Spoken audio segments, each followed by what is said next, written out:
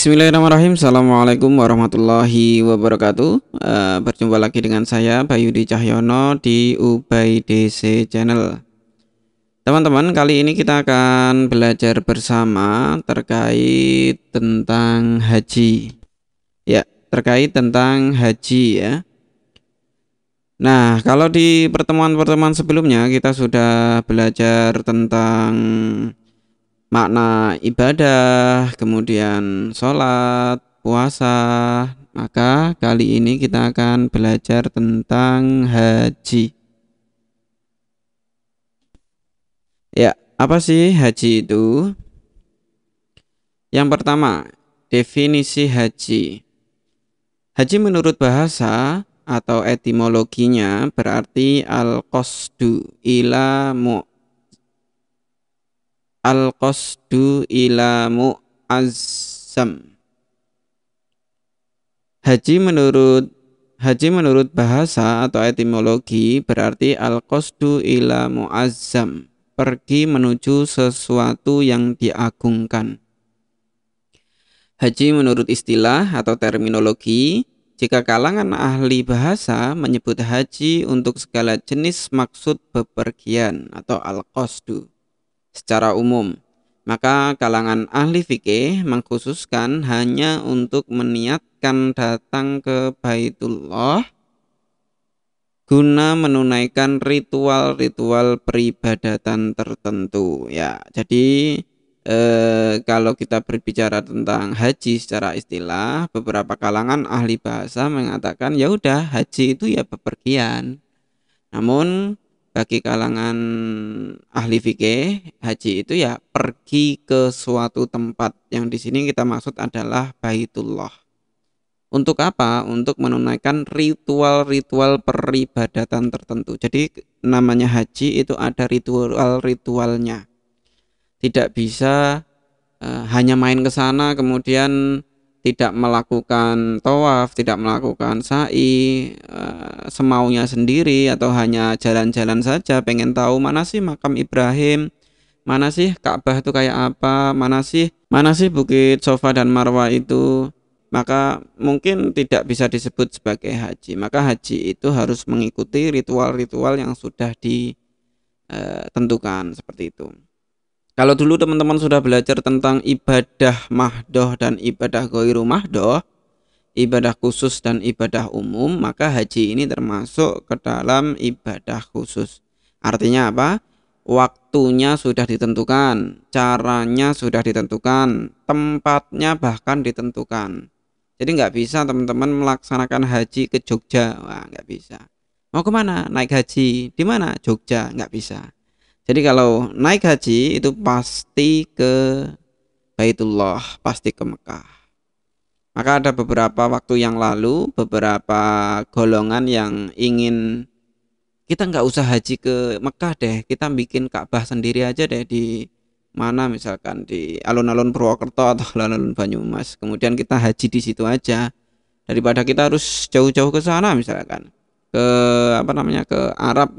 Nah, ini nggak boleh, ini salah ya, tidak bisa seperti itu karena haji termasuk ibadah yang khusus, segala sesuatunya sudah ditentukan. Ibnu Al-Humam, haji adalah pergi menuju Baitul Haram untuk menunaikan aktivitas tertentu pada waktu tertentu. Nah, ini menurut Ibnu Al-Humam. Selanjutnya ini dalilnya ya. Fihi ayatun bayyinatum maqamu Ibrahim wa man dakhalahu kana aminan walillahi 'alan nasi hajjul baiti man istata'a ilaihi sabila wa man kafara fa innallaha ghaniyyun 'anil 'alamin. Artinya adalah di sana terdapat tanda-tanda yang jelas, diantaranya ada makom Ibrahim. Barang siapa memasukinya, Baitullah, amanlah dia.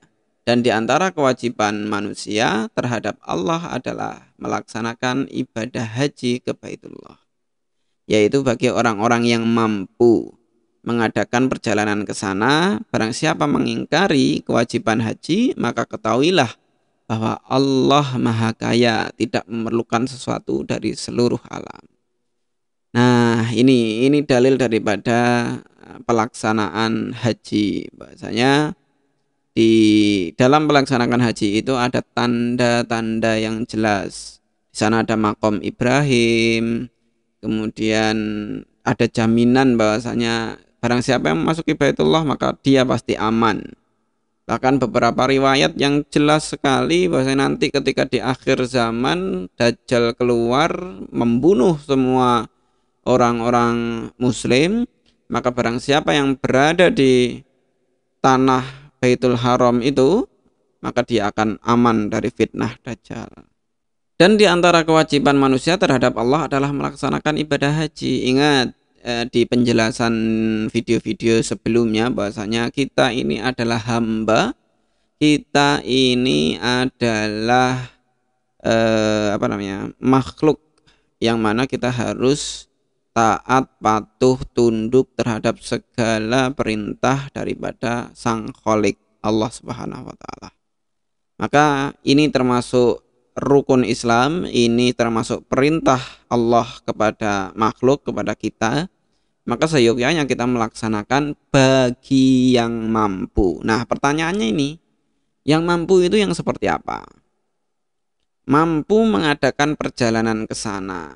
Barang siapa mengingkari, artinya dia mampu tetapi tidak mau berangkat, mengingkari terhadap perintah kewajiban melaksanakan haji, maka ketahuilah bahwa Allah Maha Kaya. Maka ketahuilah bahwasanya Allah tidak memerlukan sesuatu dari seluruh alam. Ibaratnya seperti ini, andai saja seluruh manusia ini tidak menyembah Allah, Allah akan tetap menjadi Tuhan. Karena Allah Maha Kaya, tidak butuh daripada apapun dari makhluknya. Tidak, Allah tetap akan menjadi Tuhan. Sedangkan kita justru yang tidak bisa berbuat apa-apa tanpa Allah. Seperti itu. Maka jangan kemudian kita sombong.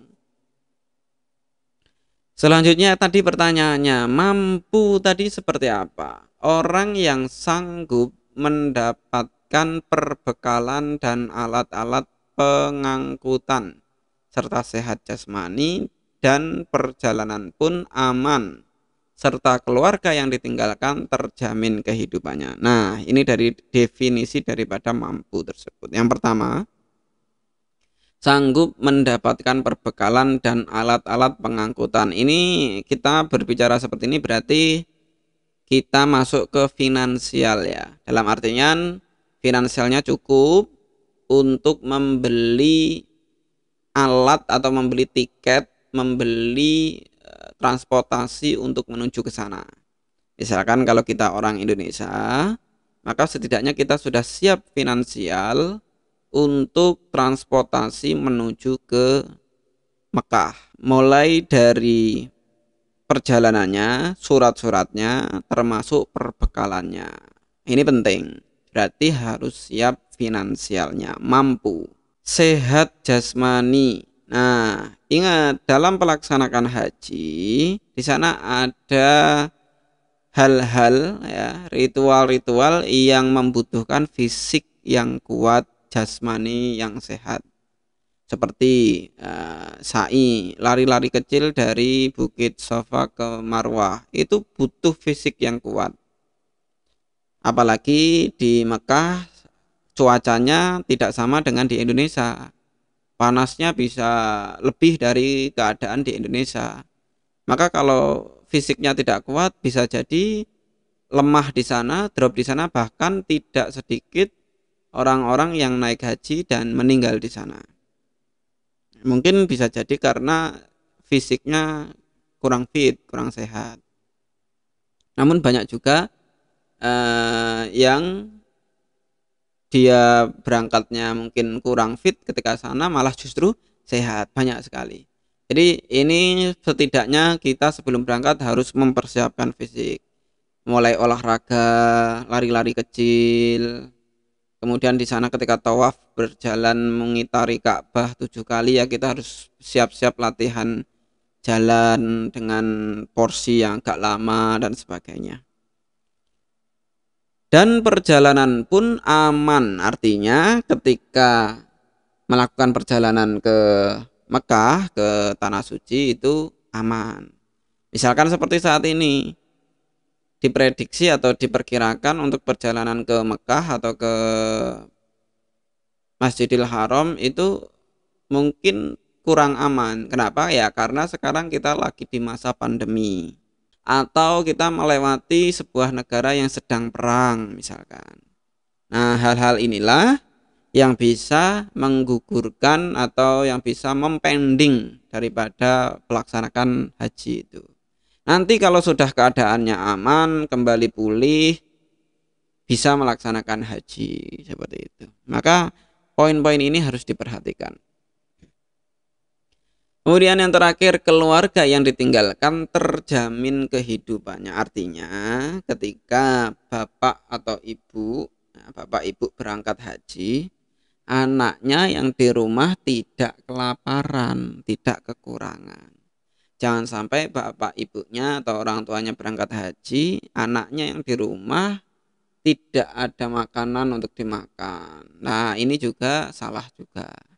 Jadi pastikan sebelum berangkat haji, keluarga yang akan ditinggal sudah tercukupi selama kita akan tinggal untuk melaksanakan ibadah haji. Misalkan ibadah haji kita butuh waktu 40 sampai 50 hari misalkan. Ya paling enggak di rumah kita sudah siapkan cadangan makanan untuk 40-50 hari ke depan agar ketika kita tinggal keluarga yang di rumah tidak kelaparan, tidak kekurangan, seperti itu. Sejarah haji. Nah, ini sejarah haji ada dalilnya dari Quran surat Ibrahim ayat 37. Sesungguhnya rumah ibadah pertama yang dibangun untuk manusia ialah Baitullah yang di Bakkah atau di Mekah, yang diberkahi dan menjadi petunjuk bagi seluruh alam. Nah, kenapa ini kok muncul daripada dalil ini? Karena ahli kitab mengatakan bahwa rumah ibadah yang pertama kali dibangun berada di Baitul Maqdis. Oleh karena itu Allah membantahnya melalui ayat ini, ayat Ibrahim ini, ayat 37. Ka'bah adalah rumah ibadah yang pertama dibangun pada masa Nabi Adam. Ingat, pada masa Nabi Adam. Kemudian hancur karena banjir pada masa Nabi Nuh. Nah, selanjutnya oleh Ibrahim alaihissalam atas perintah wahyu dari Allah, Ibrahim menyeru umat manusia untuk menziarahinya. Kisah Nabi Ibrahim dan keluarganya yang taat kepada perintah Allah. Sepeninggal Ibrahim, kunci Ka'bah diserahkan kepada bangsa Quraisy. Al-Walid bin Mughirah adalah orang yang pertama merenovasi Ka'bah.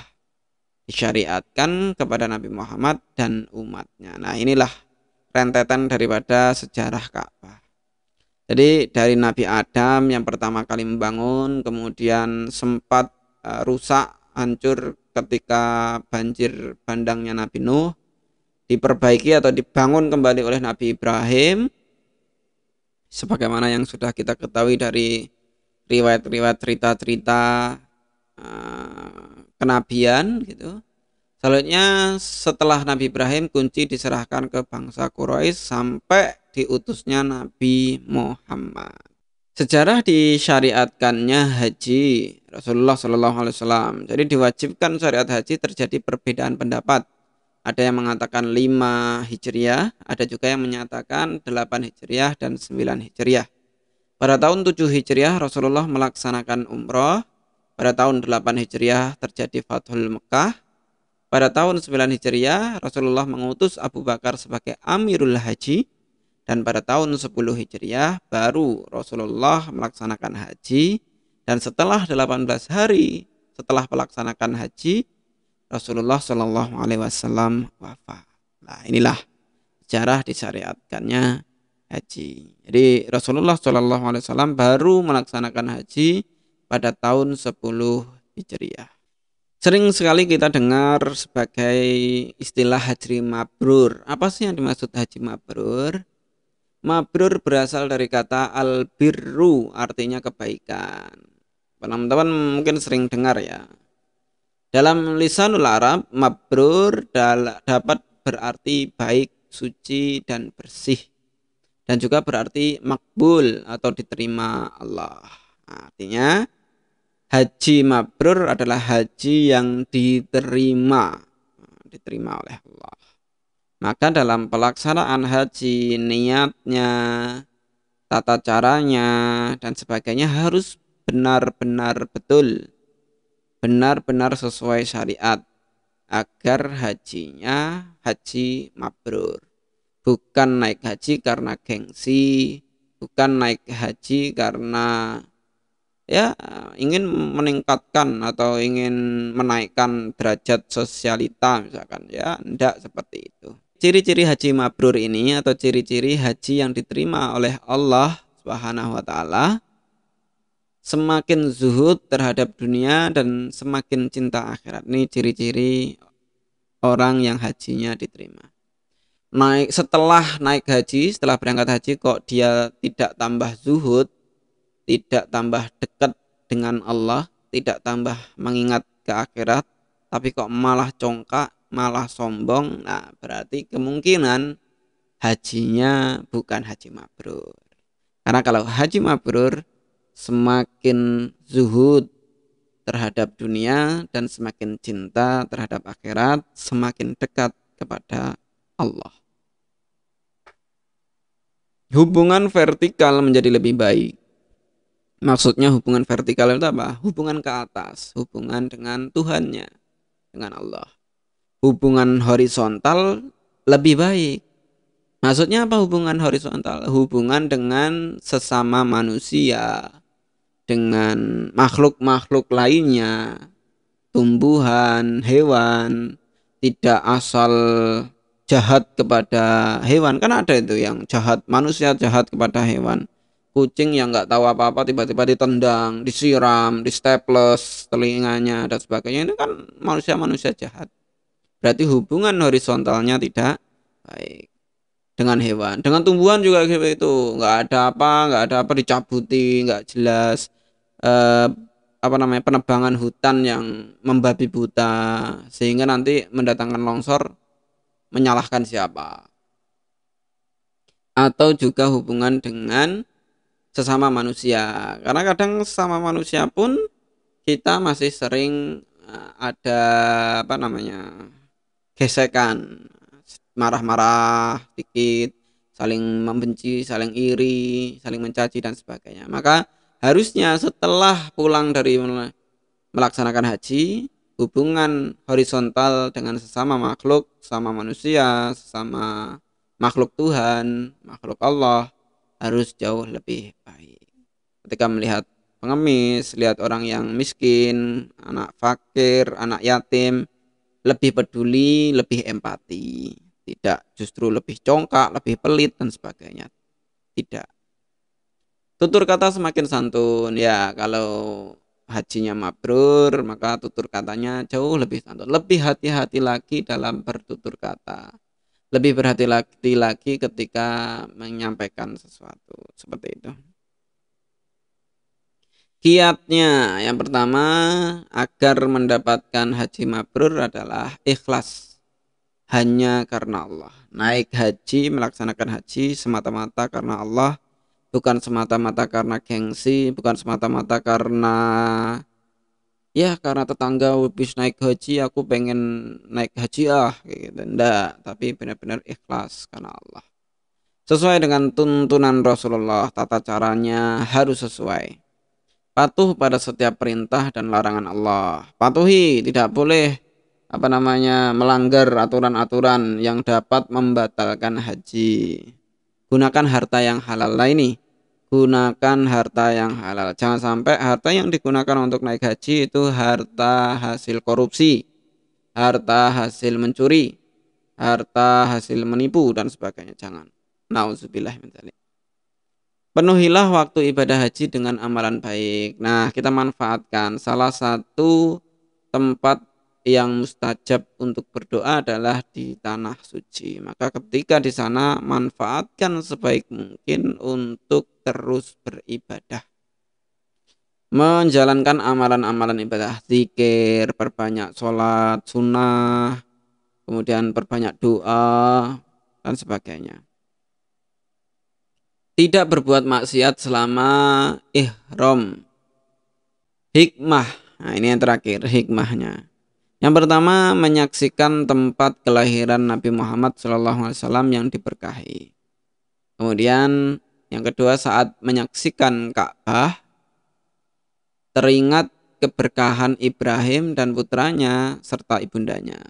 Teringat bagaimana perjuangannya Nabi Ibrahim yang harus meninggalkan istrinya, harus meninggalkan anaknya, kemudian perjuangan ibunya Ismail ketika lari-lari mencari air dan sebagainya. Di Arafah mengingatkan pertemuan antara Adam dan Hawa. Di Arafah mengandung unsur status kehambaan dan kesahajaan di hadapan Sang Khalik. Nah, ini mengandung unsur status kehambaan. Ya, karena kita hamba, diperintah maka laksanakan, maka kita berangkat untuk melaksanakan. Adanya persamaan umat Islam. Ya, kenapa? Karena ketika kita melaksanakan haji, pakaian yang gemerlap, berlian, emas, pangkat, jabatan yang ada di pundak, semuanya tidak dipakai. Semuanya pakaiannya sama, yakni pakaian ihram, pakaian putih semuanya, baik itu presiden, petani, tukang becak, dosen, mahasiswa, guru, artis, YouTuber, semuanya sama. Ketika naik haji semuanya pakaiannya sama, tidak ada yang membedakan. Kiai, santri, semuanya sama. Tidak kemudian mentang-mentang jenderal kemudian dia pakai pakaian kebesarannya, pangkat, enggak, dilepas. Kalau naik haji semuanya pakaiannya sama. Tidak tampak perbedaan antara si kaya dan si miskin, semuanya sama. Menyempurnakan rukun Islam, betul sekali, menyempurnakan rukun Islam. Sebagaimana kita ketahui bahwasanya haji rukun Islam yang ke-5. Menyiratkan kekuatan efektif bagi kesatuan suara umat Islam. Ya, betul. Ketika ke sana, ya, di sana nanti kita akan merasa kekuatan dari persatuan umat Islam itu luar biasa. Kita tidak kenal satu sama lain, di sana ketemu tercampur dengan umat Islam dari segala penjuru dunia. Dan di sana kita menjadi satu, saling melaksanakan perbuatan atau saling melaksanakan ibadah haji dengan tertib. Alangkah indahnya ketika umat Islam semuanya bersatu, luar biasa. Ya, teman-teman, mungkin itu daripada penjelasan ibadah haji. Saya tidak menjelaskan tentang tata cara pelaksanaan haji. Haji harus nanti seperti ini, tawaf itu seperti ini, sa'i itu seperti ini. Tidak, karena hal itu sudah dijelaskan ketika teman-teman kelas SMP ataupun SMA ataupun bahkan dari SD sudah diajarkan. Nah, di sini kita justru lebih menggali daripada nilai-nilai sejarahnya, kemudian hikmah di baliknya dan sebagainya. Jadi bukan kepada tata caranya, seperti itu ya. Baik teman-teman, mudah-mudahan materi pada kesempatan kali ini bermanfaat. Jangan lupa absen, tulis nama, NIM, kelas, dan prodi. Dan jangan lupa juga absen di onclass.ump.sc.id. Kemudian bisa memanfaatkan fasilitas room diskusi untuk tanya jawab, untuk saling sharing dan sebagainya, seperti itu. Jadi tidak mesti jawaban daripada saya, tetapi juga teman-teman juga bisa saling menjawab atau saling bertukar pikiran di sana, seperti itu. Terima kasih, sampai jumpa di video selanjutnya, di materi selanjutnya. Tetap semangat belajar meski dalam keadaan pandemi. Assalamualaikum warahmatullahi wabarakatuh.